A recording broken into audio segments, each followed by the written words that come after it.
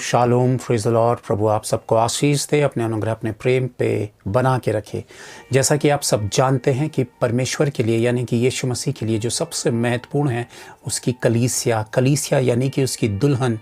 और दुल्हन जो वास्तव में दुल्हन है वो दुल्हन अपने दूल्हे का इंतज़ार करती है और दिन रात यही प्रार्थना करती है कि जल्द उसका दूल्हा आए और उसे ले जाए। वो संसार पर अपना मन नहीं लगाती है क्योंकि वो संसार से अलग हो चुकी होती है। यही परिस्थिति जो है वो हमारी है। हम भी अपने दूल्हे का इंतज़ार कर रहे हैं और जो वास्तव में मसीह की कलीसिया है, जो वास्तव में प्रभु से प्रेम करती है, वो कलीसिया वो दिन रात यही चाहती है कि उसका दूल्हा आए। वास्तव में उन 5 कुँवारियों के समान नहीं जिनकी कुप्पियों का तेल बुझ गया। मैं आज कुछ विशेष बात आप लोगों के सामने रखने जा रहा हूं जो वाकई प्रभु ने मुझ पर रिवील की और मैं आप लोगों को बताना चाहता हूं कि जब हम देखते हैं ईडन गार्डन से ही हमारे रैप्चर का जो एक हिस्सा था वहाँ से आरंभ हो चुका था, यानी कि हमारा स्वर्गीय राज्य पे जाना, हमारा चुन लिया जाना और प्रभु के द्वारा हमारा उद्धार और हमारा रैप्चर। तो दोस्तों मैं ये चीज़ आप लोगों को बताना चाहता हूँ कि जब परमेश्वर ने जब क्रिएट की ये दुनिया को बनाया तो परमेश्वर ने 6 दिन के भीतर इस दुनिया को बनाया, यानी कि 6 दिन परमेश्वर ने काम किया और छठे दिन जो था उसने अपना सबसे प्रिय प्राणी यानी कि मनुष्य को बनाया। और 6 दिन के बाद उसे एक बहुत ही खूबसूरत से हम कहेंगे मिनी हेवन यानी कि छोटा स्वर्ग और मिनी हेवन जिसे हम ईडन गार्डन कहते हैं, अदन की वाटिका कहते हैं, वहाँ आदम और हव्वा को रख दिया। और कोई दुख तकलीफ परेशानी और किसी भी प्रकार की प्रॉब्लम उनके साथ नहीं थी। कोई जानवर हिंसक नहीं था, कोई चीज़ ऐसी उनको नुकसान पहुंचाने वाली नहीं थी। इसीलिए वो एक मिनी हेवन था दोस्तों। यानी कि एक तरीके से एक परमेश्वर का बनाया हुआ स्वर्गलोक, जहाँ पे सारी सुविधाएं, जहाँ पे सारा आनंद, जहाँ पे कोई पाप नहीं, कोई गुनाह नहीं, कोई बीमारी नहीं, कोई रोग नहीं, कोई दुख नहीं, कोई तकलीफ नहीं, सारा कंफर्ट, सब कुछ बहुत ही खूबसूरत और बहुत ही अच्छा। लेकिन पाप के बाद जो हुआ आप भी जानते हैं, ये सारी लग्जरियस जो खुशियाँ थी, ब्लेसिंग्स थी, वो सारी मनुष्य से छीन ली गई। लेकिन कहने का मतलब ये है कि 6 दिन परमेश्वर ने काम किया और 7वें दिन परमेश्वर ने विश्राम किया, जिसे हम आज के समय पे जब हम देखते हैं सबत का दिन भी कहा जाता है, यानी कि 7वें दिन परमेश्वर ने विश्राम किया। उसके बाद जब हम देखते हैं कि 400 वर्षों की गुलामी के बाद जब मिस्र से परमेश्वर ने यहूदियों को निकाला और जब परमेश्वर ने उनसे प्रतिज्ञा की थी कि मैं उन्हें प्रतिज्ञा के देश में लेकर जाऊंगा, मैं अपने वो सबत के दिन में प्रवेश करेंगे, लेकिन उसमें से ज़्यादातर लोग जो थे वो एंट्री नहीं कर पाए परमेश्वर के प्रतिज्ञा के देश में, जो बहुत ही आशीषित था। वो भी हम एक हेवन की तरह ही हम कहेंगे, जो मैं कनेक्ट कर रहा हूँ ईडन गार्डन से, वो भी हम एक हेवन की तरह कहेंगे, जहाँ पे दूध और मधु की धाराएं थी और उपजाऊ ज़मीन थी, सब कुछ उनके लिए बहुत ही बेहतर और उत्तम था। लेकिन यहाँ पे जैसे ईडन गार्डन पे प्रॉब्लम आई थी, वैसे ही फिर से एक नई प्रॉब्लम आ खड़ी होती है मनुष्य के चरित्र की, स्वभाव की। और वो परमेश्वर की आज्ञा का विरोध करने लगे, परमेश्वर की आज्ञा के अनुसार नहीं चलने लगे। जहाँ उन्हें 11 दिन में पहुंचना था, उन्हें 40 वर्ष लगे, क्योंकि परमेश्वर का तय किया हुआ मार्ग उन्होंने नहीं अपनाया और अपनी मनमर्जी और अपने ढीठपने और अपने ही व्यवहार में वो बने रहे। फिर भी परमेश्वर ने उन्हें नहीं छोड़ा। कहने का मतलब ये है कि यहाँ पे भी परमेश्वर उन्हें विश्राम दिन में प्रवेश कराना चाहता था, उन्हें सबत पे प्रवेश कराना चाहता था, लेकिन उनकी आज्ञा ना मानने की वजह से उनके जीवनों पे बर्बादी आई और वे लोग मिट गए, ज़्यादातर लोग मिट गए।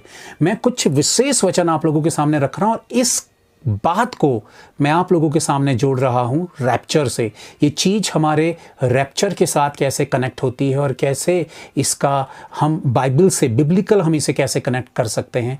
आप देखिएगा, हम जब इब्रानियों अध्याय 3 देखते हैं और 3 का जब हम देखते हैं 16 से जब हम देखते हैं, आप देखिएगा हिब्रूज चैप्टर 3 वर्स 16 से हम देखते हैं, भला किन लोगों ने सुनकर भी क्रोध दिलाया, क्या उन सब ने नहीं जो मूसा के द्वारा मिस्र से निकले थे।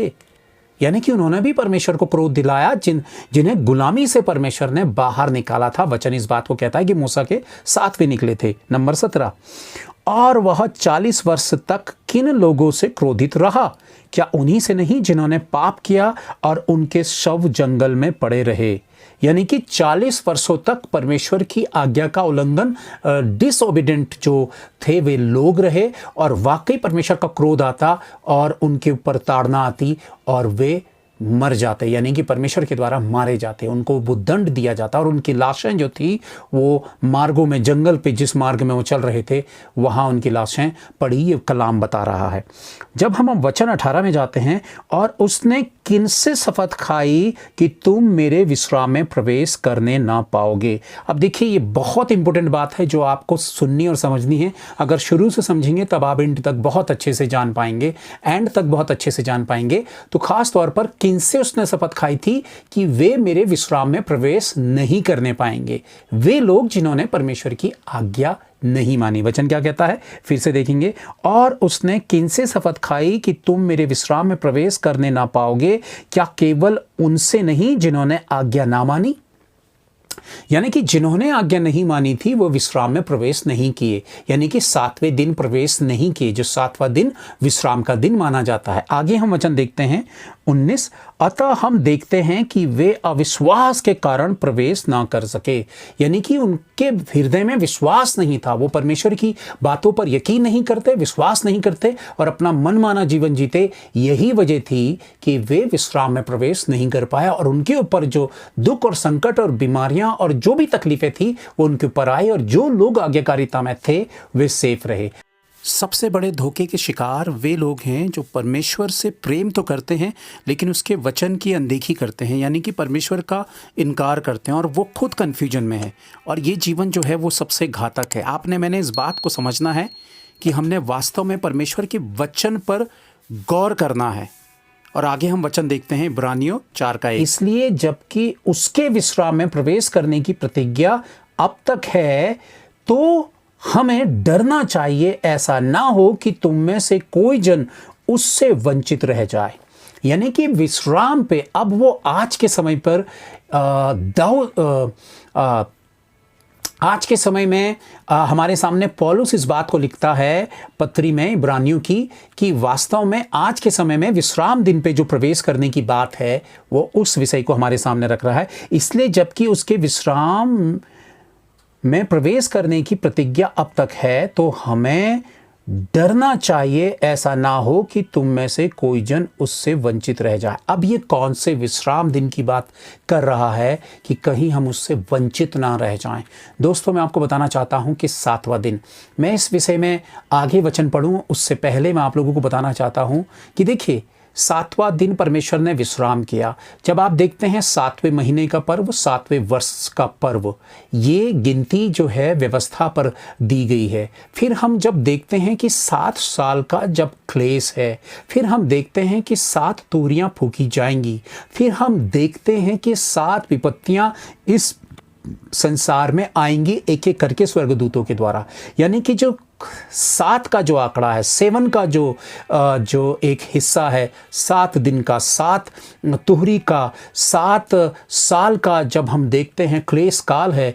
और वाकई ये तमाम चीज़ें जो हैं वे 7वें विश्राम को कनेक्ट करती हैं। अब ये जो विश्राम है, ये विश्राम हमें परमेश्वर के साथ उसके राज्य में विश्राम कराने का विश्राम है, जहां पर हम परमेश्वर के साथ विश्राम करेंगे 6 दिन के बाद। यानी कि जो परमेश्वर ने विश्राम किया था, हम वो विश्राम करेंगे। जो लोग आज्ञाकारिता में नहीं होंगे, यानी कि जो परमेश्वर पर विश्वास नहीं करते हैं, यीशु मसीह को उद्धारकर्ता नहीं मानते हैं, वे यहाँ पे वचन में मैंने जैसे पहले आपको पढ़ा था कि वो आज्ञा ना मानने के कारण विश्राम में प्रवेश नहीं कर पाए, यानी कि 7वें दिन प्रवेश नहीं कर पाए। यानी कि यहाँ पे 7 साल का जो क्लेश होगा, हम 7वें दिन हम यहाँ पे क्लेश नहीं सह रहे होंगे, बल्कि हम 7वें दिन परमेश्वर के साथ विश्राम कर रहे होंगे स्वर्ग के राज्य में परमेश्वर के साथ। तो ये चीज मैं आप लोगों को बताना चाहता हूं कि बाइबल इसके भेद को किस तरह से बताती है। इसलिए विश्राम दिन जो है वो बहुत ही ज्यादा महत्वपूर्ण है आपके लिए और मेरे लिए। मैं इसके और गहरे, सिर्फ मैं सबत के दिन के हिस्से पे नहीं जा रहा हूं, लेकिन मैं इसे कनेक्ट कर रहा हूं कि किस तरह से ये हमें परमेश्वर के राज्य तक पहुंचाने का कारण बनता है। यीशु मसीह अब भोर को जो था वो तीसरे दिन जी उठा था, यानी कि वो भी 7वां जो दिन होता है सप्ताह का, वो जी उठा था। और फिर हम उसके बाद क्या देखते हैं, वचन क्या कहता है, नंबर 2, क्योंकि हमें उन्हीं की तरह सुसमाचार सुनाया गया है, पर सुने हुए वचन से उन्हें कुछ लाभ ना हुआ, क्योंकि सुनने वालों के मन में विश्वास के साथ नहीं बैठा। परंतु हम जिन्होंने विश्वास किया है उस विश्राम में प्रवेश करते हैं, जैसा उसने कहा। क्योंकि वचन का प्रचार तो सारी दुनिया को किया जाएगा, क्योंकि प्रभु का वचन कहता है कि जब तक पूरी दुनिया पे सुसमाचार का प्रचार ना हो उसका आना संभव नहीं। और वाकई पूरी दुनिया पे ऑलमोस्ट प्रचार हो चुका है। तो कहने का मतलब है कि कई लोगों ने ऊपरी तौर पर सुना, सरसरी तौर पर सुना। कई लोग अपने मसीहत में पैदा हुए, क्रिश्चियनिटी में पैदा हुए, तो उन्होंने उसे कैजुअली ले लिया। अब भाई आप देख रहे हैं कि यूरोपन कंट्रियां, वो यूरोप की कंट्रियां, वो देश जो पश्चिमी देश हैं, वे देश जाने जाते थे मसीही कंट्री के नाम से, मसीही देश के नाम से वो जाने जाते थे, क्रिश्चियन कंट्रीज के नाम से वो कंट्रियां जानी जाती थी। लेकिन आज वहाँ पे बिल्कुल ऑपोजिट स्थिति है। वहाँ पे बाइबल पर बैन है, वहाँ पे मसीह के नाम पर मसीह का हंसी उड़ाई जाती है, मजाक बनाया जाता है। वहाँ पे कानून ऐसे बन चुके हैं, वहाँ पे स्कूलों पे बाइबल अलाउ नहीं है, वहाँ पे सामाजिक तौर पर लोगों का बहिष्कार किया जाता है, उन्हें रिजेक्ट किया जाता है जो मसीह समाज के लोग हैं। यानी कि वहाँ पे परिस्थिति बिल्कुल अपोजिट हो गई है। यानी कि जिन्होंने दौड़ में वो दौड़े तो सही, लेकिन इनाम पाने से पहले वो रेस में पिछड़ गए। उन्होंने शुरुआत तो अच्छी की थी, यानी कि आत्मा से शुरू किया, अब वो शरीर में खत्म कर रहे हैं। और ये बहुत ही ज्यादा डेंजरस बात है। इसलिए आपको मुझे इस बात की गंभीरता को समझना और जानना है कि हमें परमेश्वर के विश्राम में प्रवेश करने के लिए उसके साथ वफादार और सच्चा और ईमानदार और प्रभु की आज्ञाकारिता के अनुसार बना रहना है। यहां पे कोई ऐसी चीज नहीं जो ढकी है, छिपी है। कोई भी चीज परमेश्वर से छिपी हुई नहीं रह सकती है। और वचन इसी बात को कहता है कि विश्राम में प्रवेश, परंतु हम जिन्होंने विश्वास किया है उस विश्राम में प्रवेश करते हैं, जैसा उसने कहा। आगे, मैंने अपने क्रोध में शपथ खाई कि वे मेरे विश्राम में प्रवेश करने ना पाएंगे। यानी कि परमेश्वर के क्रोध के समय में परमेश्वर ने ये शपथ खाई थी कि वे मेरे विश्राम में प्रवेश ना करने पाएंगे। आगे हम देखते हैं, यद्यपि कि उत्पत्ति के समय से उसके काम पूरे हो चुके थे। परमेश्वर ने उत्पत्ति के समय से ही अपने कामों को पूरा कर दिया था, क्योंकि 7वें दिन के विषय में उसने कहीं यूं कहा है, परमेश्वर के 7वें दिन अपने सब कामों को निपटा करके विश्राम किया। परमेश्वर ने 7वें दिन अपने सब कामों को निपटाकर विश्राम किया। और इस जगह फिर यह कहता है, वे मेरे विश्राम में प्रवेश ना करने पाएंगे। बार बार वो कहता है कि परमेश्वर ने 7वें दिन विश्राम किया, लेकिन वो इस बात को भी कहता है, दोहराता है कि वे मेरे विश्राम में प्रवेश ना करने पाएंगे। ये बार बार किन्हें चेतावनी दे रहा है, किनके लिए बोल रहा है? वे लोग जिन्होंने परमेश्वर को परमेश्वर के रूप में नहीं लिया, परमेश्वर का इनकार किया, उस पर विश्वास नहीं किया, या फिर वो मसीहत में तो रहे पर गुनगुने रहे। और गुनगुने के लिए उसने स्पष्ट कहा है कि वो हैं तो मसीही, लेकिन वो नाम के हैं, इसलिए मैं उन्हें रिजेक्ट कर दूंगा। आगे हम वचन देखते हैं, वचन क्या कहता है, नंबर 6, तो जब यह बात बाकी है कि कितने और हैं जो उस विश्राम में प्रवेश करें, और जिन्हें उसका सुसमाचार पहले सुनाया गया उन्होंने आज्ञा ना मानने के कारण उसमें प्रवेश ना किया। आप जान चुके हैं, मैंने ये बताया आपको। इसलिए वह किसी विशेष दिन को ठहराकर इतने दिन के बाद दाऊद की पुस्तक में उसे आज का दिन कहता है, जैसे पहले कहा गया, यदि आज तुम उसका शब्द सुनो तो अपने मनों को कठोर ना करो। यानी कि वो आज के दिन से जोड़ रहा है। यानी कि हमने सबत के दिन को माना जो पुराने नियम पर व्यवस्था के साथ था, लेकिन वो आज के दिन से जोड़ रहा है कि आज भी परमेश्वर उसको वैसी ही वैल्यू देता है, क्योंकि परमेश्वर कभी अपने वचनों से टलता नहीं है। जो पुराने नियम पर था उसका महत्व आज भी है, और वो आज आज के दिन को उस दिन के साथ जोड़ रहा है। प्रिय भाइयों बहनों, हम सप्ताह में, देखिए दुनिया में एक नियम क्या बन गए कि मनुष्य हर दिन काम करना चाहता है। परमेश्वर ने मनुष्यों को या जानवरों को, प्रकृति को हमें 7वें दिन आराम दिया। आप देखते हैं कि जब कोविड हुआ था, लॉकडाउन पूरे वर्ल्ड के भीतर था, तो आसमान कितना क्लीन हो चुका था, हमारा एनवायरनमेंट कितना क्लीन हो चुका था, क्योंकि गंदगी बंद हो चुकी थी, इंसान के द्वारा गंदगी बंद हो चुकी थी, क्योंकि इंसान अपने घरों के भीतर बंद हो गया था। सप्ताह के उस विश्राम दिन को अगर हर एक इंसान दिल से आज्ञा पालन करे तो ये दुनिया कितनी क्लीन, स्वस्थ और बेहतर होगी।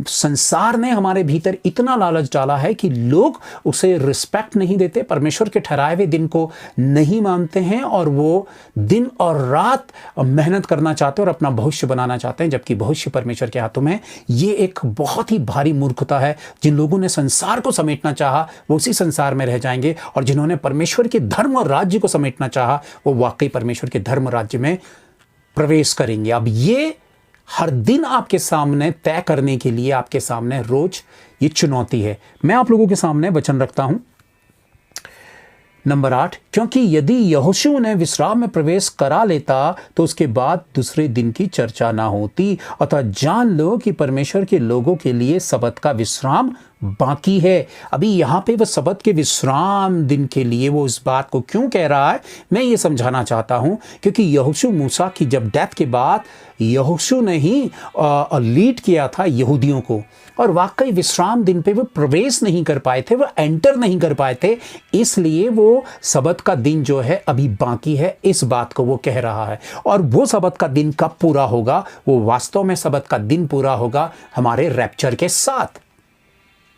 रैप्चर के साथ जब 7 साल का क्लेश इस दुनिया में पड़ रहा होगा, हम 7वें दिन 7 दिनों तक वहां पे विश्राम कर रहे होंगे, यानी कि वो परमेश्वर के राज्य में 1000 वर्ष एक दिन के बराबर। तो जो 7 साल का यहाँ पे क्लेश होगा उससे पहले हम उठा लिए जाएंगे, और वो 7 साल जो यहाँ पे क्लेश होगा हमारा वो विश्राम होगा उस जगह पे, यानी कि हम उठा लिए जाएंगे उस सबत के दिन के अनुसार।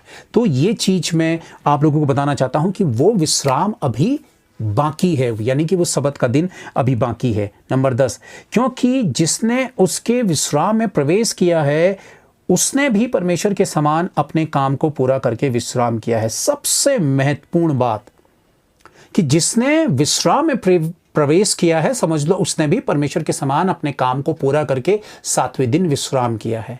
यानी कि हमें जो परमेश्वर ने काम सौंपा है, हमें जो प्रभु ने आज्ञा दी है, परमेश्वर ने जो हमें करने के लिए कहा है, किसी एक सेवक के लिए, किसी एक प्रचारक के लिए नहीं, बल्कि हर एक मसीह की जिम्मेदारी है कि वो सुसमाचार का प्रचार करे और वाकई ही मसीही जीवन जो प्रभु ने उसे दिया है वो डरते और कांपते हुए परमेश्वर के अनुसार मसीही जीवन को जिए। और जब वो ऐसा करता है तो जैसे परमेश्वर ने सबत के दिन जो 7वें दिन विश्राम किया, वो भी परमेश्वर के उसी आशीष के विश्राम को प्राप्त करेगा। यीशु मसीह जब तीसरे दिन सप्ताह के जब वो 7वें दिन जब जी उठा था तो वो पिता के दाहिनी ओर जा बैठा 40 दिन के बाद। यानी कि यीशु मसीह ने कलवरी क्रूस से क्या कहा?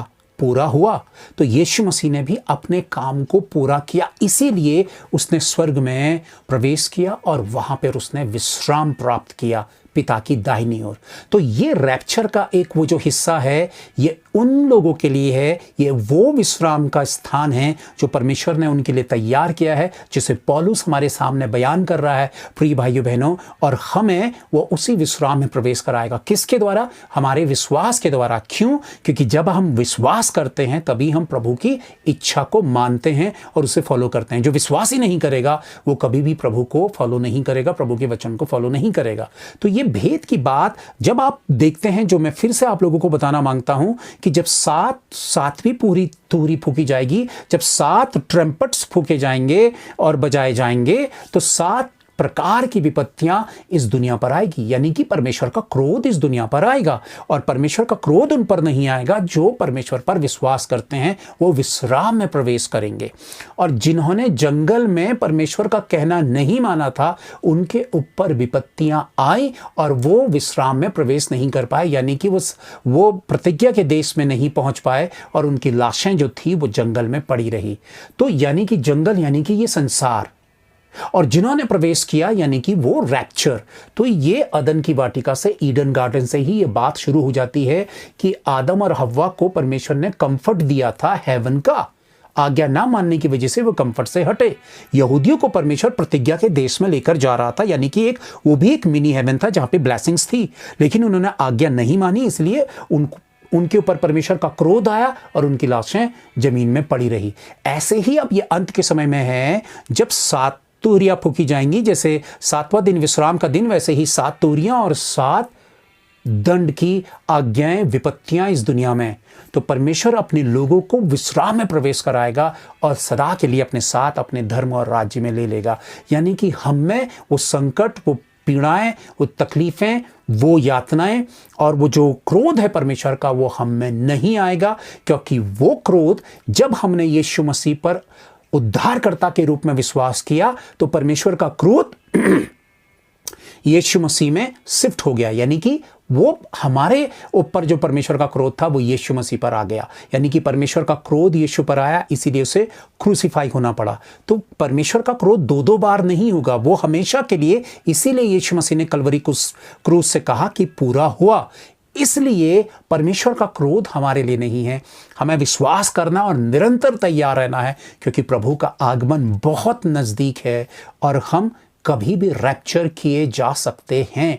और रैप्चर उन्हीं का होगा जो विश्राम दिन को वैल्यू देता है, यानी कि सबत को मानता है, यानी कि सबत को वैल्यू देता है, यानी कि परमेश्वर के आज्ञाकारिता में बने रहता है, वही उसमें प्रवेश करेगा।